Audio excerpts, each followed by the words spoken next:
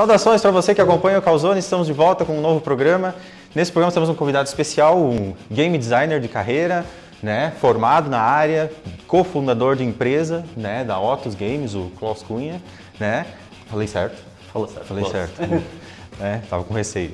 O Rodrigo está aqui para ajudar, né? Na verdade, o Rodrigo é conhecido das antigas, né? O Klaus está participando da Semana Acadêmica do Design dos Jogos Digitais. A gente vai falar um pouquinho sobre a carreira dele, sobre a carreira de jogos. Vai vinheta, a gente já volta.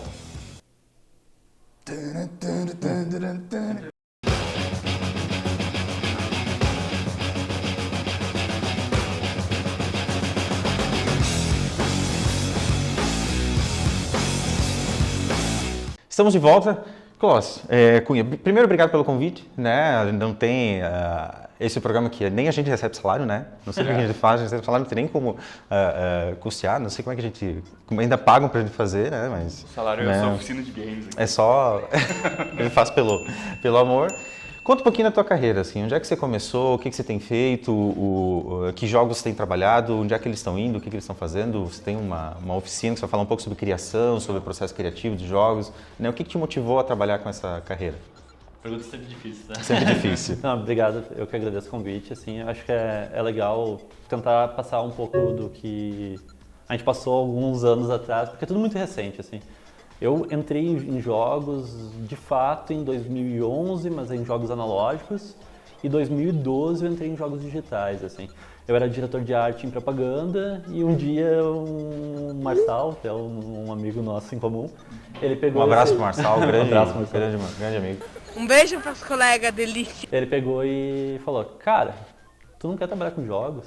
Porque ele queria um diretor de arte com experiência em design, mas também para trazer um pouco dessa visão mais de propaganda, assim, trazer referências, sabe? E não só ilustração, porque eu não sou um diretor de arte de ilustração, eu sou um diretor de arte mais de propaganda mesmo. E tinha uma época que Advergame era o bicho no mercado. Exatamente. Né? Que é um passo que muitas empresas passam, né? Ele foi bem nessa transição, assim, em 2012. Ele me mostrou um projeto que eles tinham, era um jogo de corrida de zumbi, e ele falou, tem vaga para direção de arte lá, eu gostaria muito que tu entrasse. Eu, poxa, tô dentro, não é fácil, redução salarial, mas é para trabalhar com algo que gosta e se tu realmente gosta, tem que fazer sacrifícios, assim, não. Os jogos estão começando no Brasil e cada oportunidade que surge tem que agarrar e montar e fazer valer, assim, porque não é fácil, é um mercado muito competitivo, assim, é um mercado que está começando, na verdade, então tem que botar suor ali, né? Contando um pouco a minha experiência, então eu fui diretor de arte nessa empresa em 2012, acabei conhecendo o Rodrigo lá e a gente estava até conversando um pouco antes. O Rodrigo falou, ele se apresentou como game designer e eu sempre tive interesse em ser game designer, assim, porque, na parte analógica tu acaba criando muitos jogos e eu queria tentar fazer isso no digital, assim. E daí, a gente até brincou, mas tu só faz isso, não desmerecendo, mas na verdade, cara, tu trabalha na criação de jogos. Claro que a minha visão era um pouquinho ainda, vamos dizer, primária, assim, mas foi muito interessante, assim, tem um cara fazendo aqui, tem um pessoal lá em Brasília, a Behold Studios estava fazendo jogos, por que não abrir o nosso próprio estúdio, sabe? Nisso comecei a trabalhar mais no game design, criar nossos próprios jogos. E o nosso primeiro, a gente deu muita sorte, assim, eu e meu sócio, o programador, eu fazia direção de arte, mais o design, ele fazia programação, ele também me ajuda no design muito, porque a gente até brinca, eu sou um designer um pouco mais criativo e não um designer um pouco mais racional, então dá esse equilíbrio, assim, isso é legal. E a gente fez o nosso primeiro jogo com motos, foi o Fragmentorum, a gente participou de uma Game Jam, que é desenvolver um jogo em 72 horas.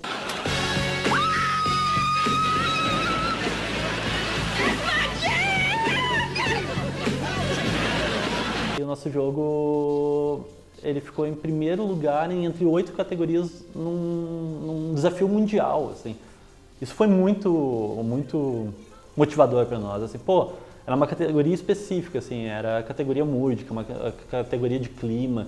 E, cara, quando a gente parou para fazer uma coisa que realmente a gente acreditava, a gente viu o resultado, e a gente batalhou para isso. E daí só foi fazendo, foi jogo atrás de jogo, Diena atrás de Diena, assim. Tu pega um final de semana ali, são 2 dias, 3 dias e tu sai com o jogo pronto, sabe? A experiência de tu terminar um jogo é totalmente diferente de tu começar um jogo.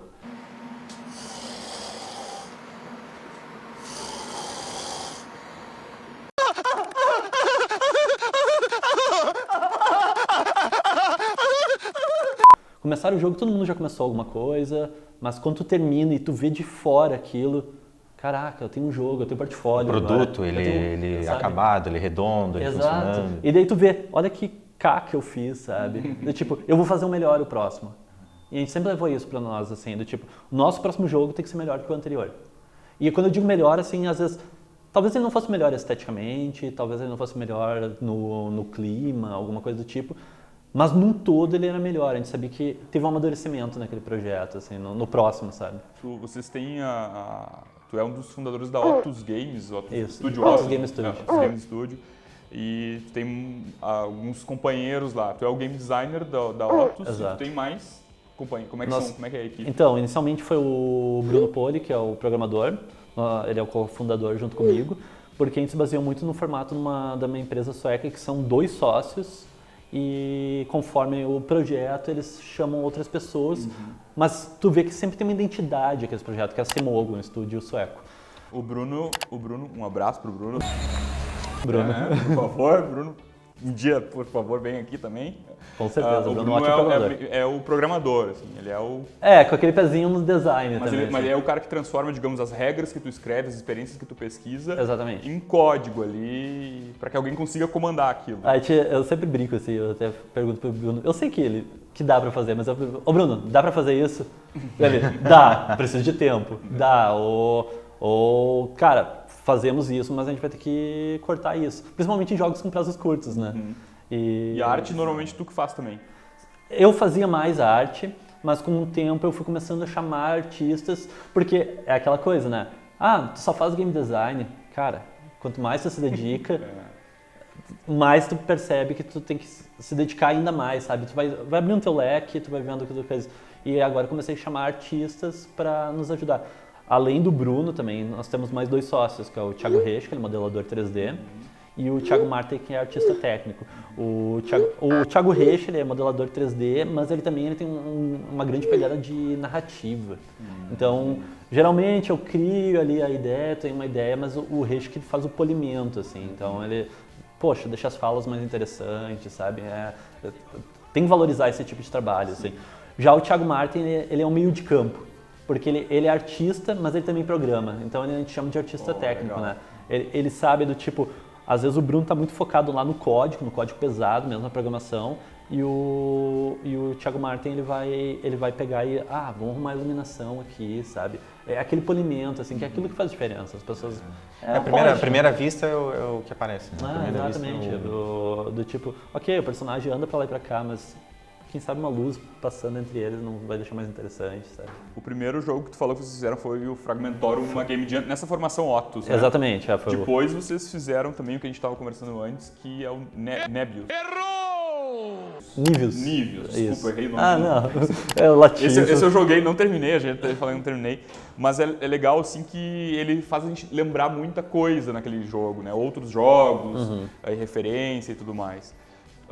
Como é que é essa relação tua com criação, tipo, do que tu te alimenta para conseguir botar para fora isso, né? Porque o Niveus, ele tem essas referências que a gente estava falando antes de... Exato. Eu já vou falar algumas, né? Pode ser. Eu senti ali que o ritmo de caminhada do cara, a questão de você controlar o personagem e ele é meio lento e toda aquela coisa de você ter que atravessar de um ponto ao outro na neve. Me lembrou um pouco Journey, né? Poxa. Já falei isso pra ti. Baita elogio. A gente fala muito de Journey aqui, né? Pois é. Por que será? E aí lembrou um pouco o filme dos irmãos Coen lá, o Fargo, né? Sim. E aí tu falou algumas outras referências. Poderia dizer assim, tipo, outros jogos, aí depois tu nos contou lá, né, que fizeram mais jogos depois e... Conta um pouco pra gente disso, né, de como é que é essa alimentação criativa, legal. Como é que isso funciona? Eu acho muito importante, assim, às vezes a gente quer trabalhar com jogos e a gente já quer começar trabalhando com jogos. Talvez não, às vezes a gente tem que ir para uma área mais paralela, sabe? Porque, cara, tu quer ser game designer, é muito difícil tu começar como game designer, a não ser que tu faça os teus projetos sozinho, tem uma equipe que confia no teu trabalho. Então, Ou faça faculdade direcionada aí. exatamente, Então, esses cursos perfeito para isso, assim, um curso focado em jogos, cara, todo mundo aqui quer fazer jogos, sabe? E cada um tem uma especialidade, vamos dizer assim. É legal ser generalista, é legal tu conhecer todas as áreas, mas é legal, às vezes, tu focar numa área, assim.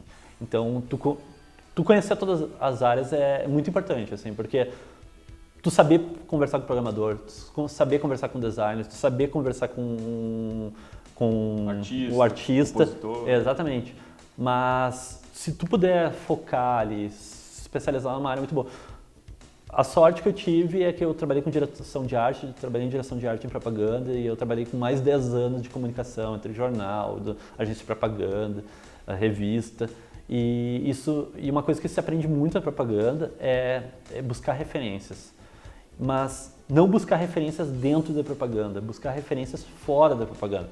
Então, o que eu quero dizer com isso? Livros, tem que ler livros, tu tem que assistir muitos filmes, tu tem que assistir animações e não assistir sempre as mesmas coisas, sabe? Buscar coisas diferentes.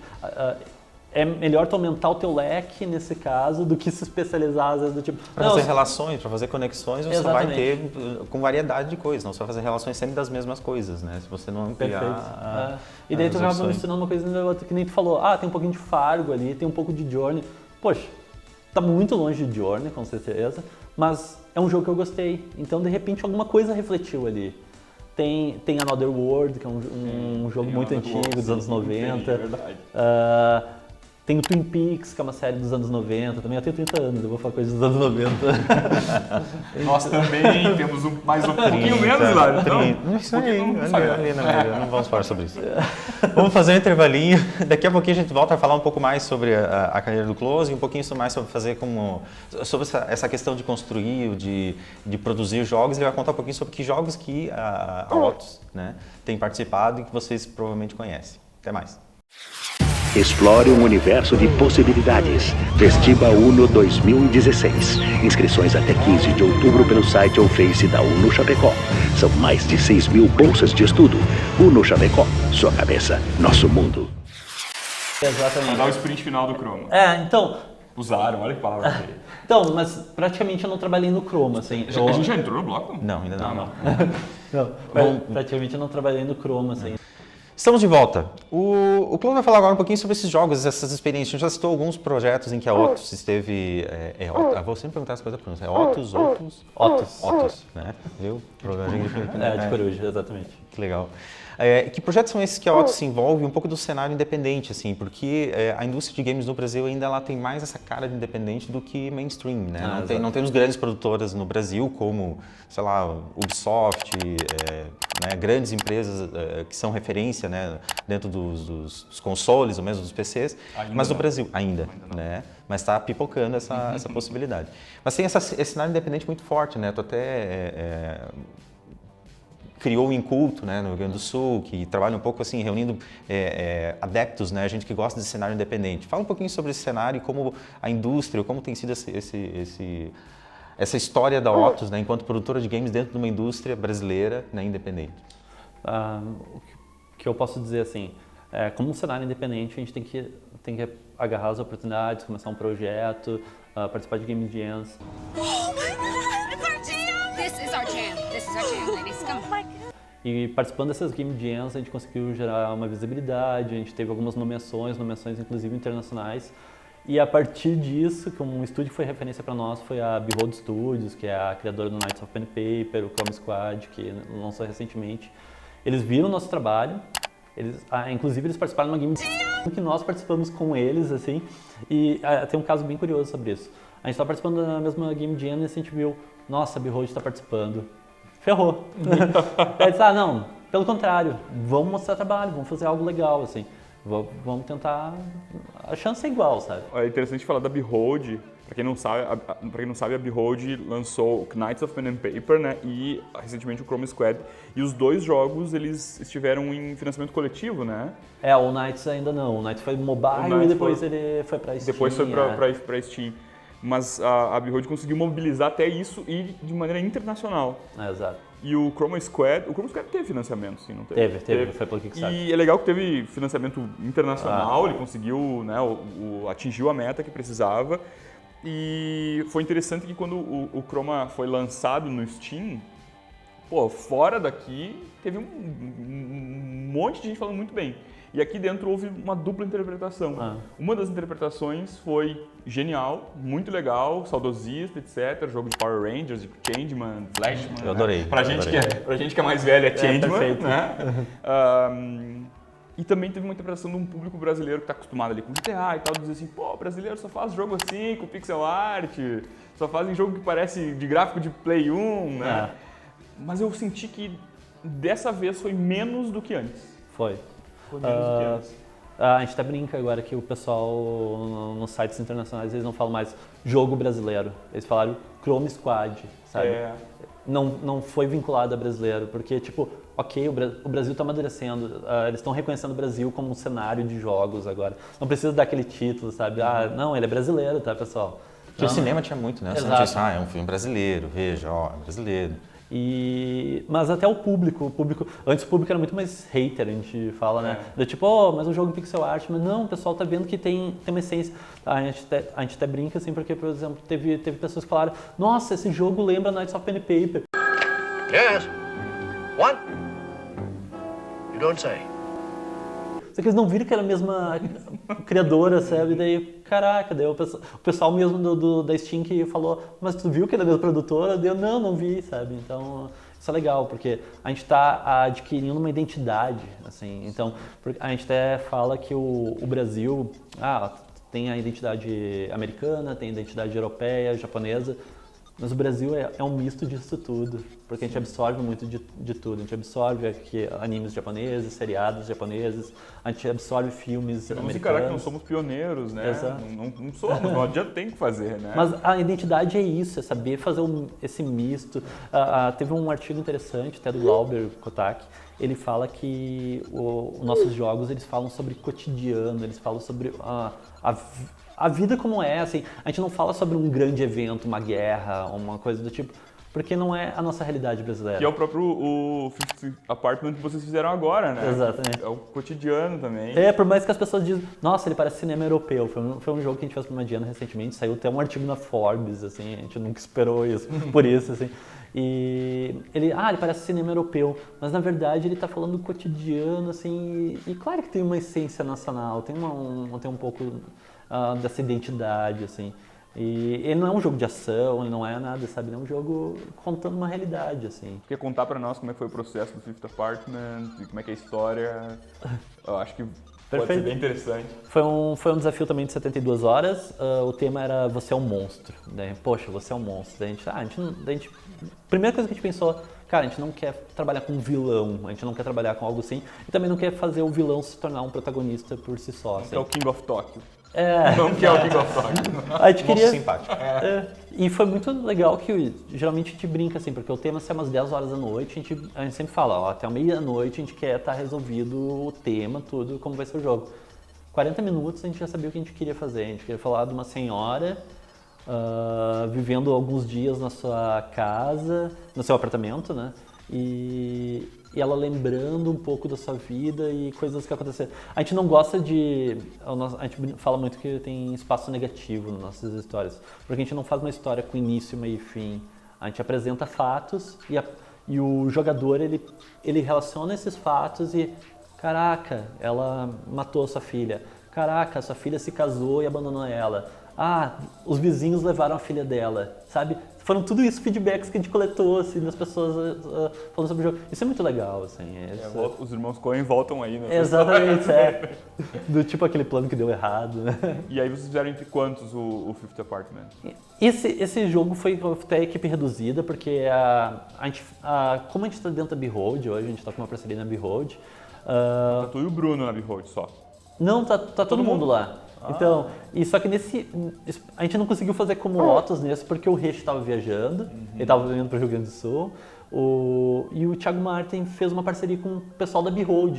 Ele disse, pegamos o Bruno e daí disse, cara, vou chamar um artista, que é um amigo nosso, um artista muito bom, Ricardo Bess. Pro Ricardo Bess. Abraço, também. Ricardo Bess. Muitos abraços. Muitos abraços. Colega delícia. Sou fã da arte dele, assim, foi uma honra fazer um jogo com ele. E foi legal que, assim, que ele não é um artista de jogos, né? Então ele falou, cara, eu não sou muito desses crunch de Game Jam, essas coisas assim. Mas, se tu fizer, faz assim, faz algo pequeno, uma arte do teu estilo pequena, que a gente se resolve. Então a gente tinha esse problema também, além do tema a gente sabia, a gente tem um cenário limitado. Então o que a gente pode usar? Vamos usar o fator tempo a nosso favor. Então por isso que a gente conta a história que passa por dias, assim, porque a gente podia usar o mesmo cenário e mexer um pouco na iluminação, alguma coisa do tipo, e parecia uma coisa diferente. Uma coisa que a gente usou no Niveus. O Niveus, ele é 3 atos, e então ele trabalha num cenário pequeno. Então, eu acho que isso também reflete a nossa realidade brasileira ou a realidade de um cenário independente. Trabalha com o que tu tem. Trabalha bem feito com o que tu tem, assim. Sem querer fazer um novo... Não vou fazer MOBA. MMO agora, não vou fazer um MOBA agora. Faz um MOBA depois, sabe? Aprende. É o projeto KISS que a gente fala, né? Keep it simple, stupid, sabe? Mantém tudo pequeno, né? Você conhece o Fel Barros do Rio de Janeiro, que fez ele lançou agora com a Galápagos Jogos um jogo de cartas que até ele financiou pelo Catarse, que está vindo na minha mente agora, o jogo de cartas do Felipe Barros. Na edição está aparecendo, por favor, Guilherme. Me lembro agora. Que ele também tem esse lema e a gente teve uma conversa com o Felipe Barros aqui no curso já. Ele usou o mesmo termo que usou agora, que simple stuff. Mantém as coisas simples. Porque crescer todo mundo sabe. Você quer fazer algo grande, todo mundo vai conseguir fazer. Só quero ver tu terminar esse algo grande. Então mantém pequeno, que é fácil de terminar. Se compromete com aquilo, sabe? Se compromete, é um cenário pequeno, é um personagem. Em vez de fazer 10 personagens, faz um personagem bem feito. Expectativas controladas, Exato. né? Controlar esse tipo de coisa. Porque depois crescer isso vai ser muito legal. Assim, tipo, eu tô fazendo um personagem, mas esse personagem tá fazendo bem feito. Ele tá pulando, ele tá usando as habilidades especiais. Fazer 10 personagens depois... Vocês aproveitam muita coisa de um jogo pro outro, assim? Não, mas a gente aprende. A gente sabe cara, não vamos por esse caminho. Diana até não é uma prática de se aproveitar, porque ela tem uma questão de desafio, né? Mas com certeza a gente aprende muito do tipo, o que era uma dificuldade de fazer um personagem andar para um lado para o outro, agora é uma coisa resolvida em 5 minutos, 10, sabe? Então, essas coisas. Então a gente tem mais tempo para polir essas coisas.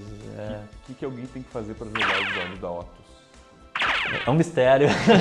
Não, no nosso site tem www.otus.cc, tem todos os jogos lá. Não tem link direto para todos os jogos, mas com esforcinho assim dá para encontrar eles lá. Porque a gente usa mais como um portfólio do que um... Porque o que acontece, às vezes uma pessoa que não sabe o que é uma Game Jam vai olhar assim, nossa, o jogo não está muito polido, mas ele não sabe que foi feito em 48 horas aquele jogo, sabe? Então, nossos jogos às vezes são muito específicos para aquele desafio, sabe? Legal. É isso. Muito obrigado pela presença, muito obrigado pela disponibilidade, né? A semana acadêmica de design e jogos continua acontecendo, muito provavelmente o programa vai sair depois da semana. Mais uma vez, obrigado Rodrigo. Esse foi o Causando dessa semana. Eu queria mais tempo para conversar. A gente tem, né? Mas nós vamos ficar aqui conversando. Se vocês quiserem, entrem em contato, entrem no site da Otus. Perfeito, entra em contato. E não mandei spam. What you got then? Well, there's egg and bacon, egg, sausage and bacon, egg and spam, egg, bacon and spam, egg, bacon, sausage and spam, spam, bacon, sausage and spam, spam, egg, spam, spam, bacon and spam, spam, spam, spam, egg and spam. Ok? Até a próxima. Valeu. Próximo. Fácil, né, cara? Agora a gente fica falando algumas coisas pra ele fazer uma vinhetinha pra terminar. Mas fica tudo assim, ninguém vai saber o que a gente tá falando, exceto quem faça leitura labial.